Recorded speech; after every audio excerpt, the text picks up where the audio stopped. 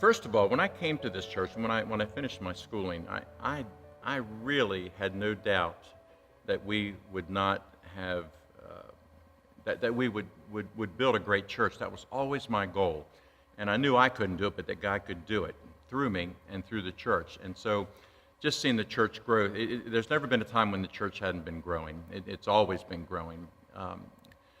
There, of course, people, like I said before, they come and go, but it's every Sunday someone comes down the aisle and makes a decision for Christ, and often they're joining the church. In the early days of the church, the original building sat on 8 acres of ground, but we only had 1 acre that was any good. The rest was a sheer drop-off, and like 40 foot. If you were to go outside and look over the bank, you'll see it's 40 foot to the bottom, almost straight down. And so I thought to myself, what can we do? We need more ground. And we don't have it here, and the land we have is unusable. But we had some guys in the church in the construction business, and I talked with them about the possibility, could we landfill this? And they said, yeah, we can. They said, we got to get permits.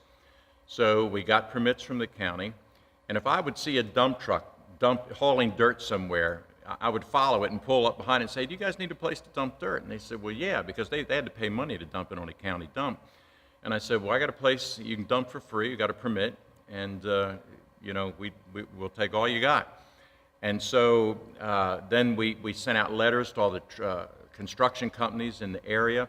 Well, next thing you know, we got dump trucks coming in here. I mean, scores of them every day, adding to our property, just dumping dirt. We had to do some clearing. Actually, we didn't have to do much clearing because we had a couple big contractors that needed the land, and they just brought in dozers and shoved trees out of the way and got everything cleared. And so in the course of several years, we took 1 acre and probably turned it into 5 level acres. And the fun thing was when there was an old concrete bridge in Cockeysville. It was part of York Road. That was totally tore down, and that's all dumped in the back of the property.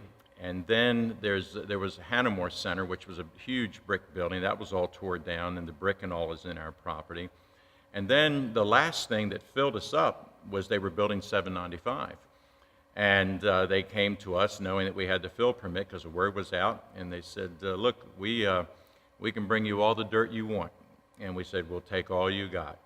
So as they're building the interstate out in front of the church, earth movers are crossing 140, coming right onto our property. They're opening up those shovels, and that dirt's coming out from underneath that thing. A bulldozer's right behind it, and we're just building. And the property's just every day you could see us grow by 5 feet or so, and that's 40 foot down and 5 feet out.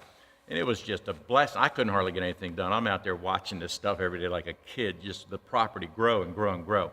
We could have filled the entire property except one problem. There's a stream back there, and the government, you stop when there's a stream. You can only go so many feet within the stream. So anyway, we have the land that this church is sitting on right now is all landfill, 40 foot of landfill under it. It had to be tested before we could build that it had settled, and it had. Never had a sinkhole or anything like that happen on the property. It was all done, legally with inspections from the county coming out. And so that was an exciting time. That was just a neat thing to see that happen and to see God actually recreate, if you would, land for us when, land's very expensive. So that was another exciting time. I think each time someone would be called into the ministry was a very exciting time at the church, and we would give them a great send-off. We would have a party for them and just a time of celebration. There'd be an ordination service. That was a very, very great time at the church. Over my years here, we have had some of the biggest names in our Southern Baptist Convention actually come here and preach. Names that may not be familiar to a younger generation, but to my generation, Dr. Page Patterson, Dr. Junior Hill. These are men that, Dr. John Phillips, a theologian, I was able to get them to come and speak. And, all I have to do is ask, and of course I never thought you'd ever get the caliber of these people to come. I would hear them at our Southern Baptist Convention every year with 35,000, 40,000 people sitting watching them preach, but they came. And so we had some great revivals. We had some great men of God come here and preach, and over the years, quite a few of them have come through our church. And another great time in my life at this church was when I was elected president of the Maryland-Delaware Baptist Convention. in 1996 and 1997. That was a real honor that my peers would elect me to do that. We have about 400 churches, and so I became the president of the denomination, which simply meant I signed legal papers, and I was there for the guys if they needed me, and I did some extra preaching, but it was just an honorarium type thing. I was also asked that same year to serve on our denomination's, it's called the Annuity Board of the Southern Baptist Convention. And that was a real joy for me. I was a trustee for 8 years, traveled back and forth to Dallas 3-4 times a year for meetings. We were in charge of the insurance funds for the retirement funds for all of our denomination, as well as health insurance.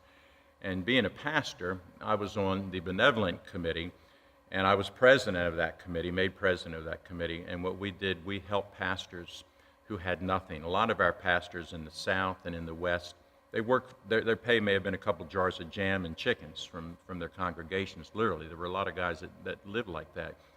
And so what our job was to raise funds from churches by appealing to them to help these poor pastors who had given their life to the service of the Lord and didn't have enough money to live off of. And so we raised funds. It started out we could send these people $200 a month. Then by the time I left, we were sending them close to $500 a month. Now I think it's up to $700 a month. I'm not on it anymore. My term is over. But, we're talking about several thousand pastors who loved the Lord, gave their life for the Lord, and did it for nothing and lived in poverty. And so we're able to subsidize their Social Security. And that was my job. I was head of that committee, and it was just a great place to serve the Lord on. I remember one guy, we made a video of his life, and in the video, the way it ended, the man, he said, when I'm gone, I want him to put on my tombstone, while passing through, I preached the gospel. Well, he died, and I checked in to see if he had a tombstone, and the family couldn't afford it. We got him a tombstone, and we engraved on that tombstone exactly what he said: while passing through, I preached the word. And that's somewhere in the West. I forget the state, but we purchased a tombstone and with the funds and were able to do that. So that was a great joy in my life. The Alpha Pregnancy Center, seeing that thing start and recently go to their 25th anniversary, and my wife honored at that. It's alive, it's living, it made it. If you make it 25 years, and they see hundreds of people. Every year we hear how many babies are saved. Minimum 12 to 13 babies a year are saved, and there have been hundreds over the course of that pregnancy center being there. A lot of our people serve as counselors at the Alpha Crisis Pregnancy Center, which is just down the road from us. They've had to rent a new building. They've moved 3 times because they're growing. We now have a store inside where people give away their baby clothes, and a poor mother can go in there for 50 cents, maybe a buck at the most, can buy outfits for their children. We have free diapers for them. So that's a ministry that we've done as well. And then we've always had some sort of outreach. Right now, our newest outreach is across the street. There's some apartments, and they're senior citizens. Most of them are senior citizens. I think most of them, all of them are. But these are great people, and we're like a family to them. We've adopted them. We have a Bible study there. Matter of fact, I have one right now as we do this. I usually do it, but I'm here with making this video, and it's a lot of fun. But we have a Bible study once a month with them. We also, twice a year, will serve a Thanksgiving dinner there and at the women's shelter, which is across the street down the road from them, and we'll serve a Christmas dinner to them. Last year, we were asked to come to Catholic Charities because they own the property where the apartments are, and they asked us to come, and we went to their annual dinner, and we were awarded the highest honor. The honor was for service, and we got the highest honor they give each year to somebody for coming into that community and being a servant and just loving on these people and being there for them. So that was a wonderful experience.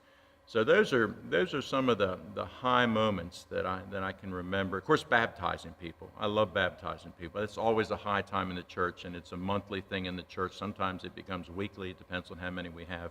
But it's always a joy to go in those waters and to take that young person or that 99-year-old person and to raise my hand and say, I baptize you in the name of the Father, Son, Holy Spirit. Take them under, buried in the likeness of his death, raised in the newness of his resurrection. It doesn't get any better than that for a pastor.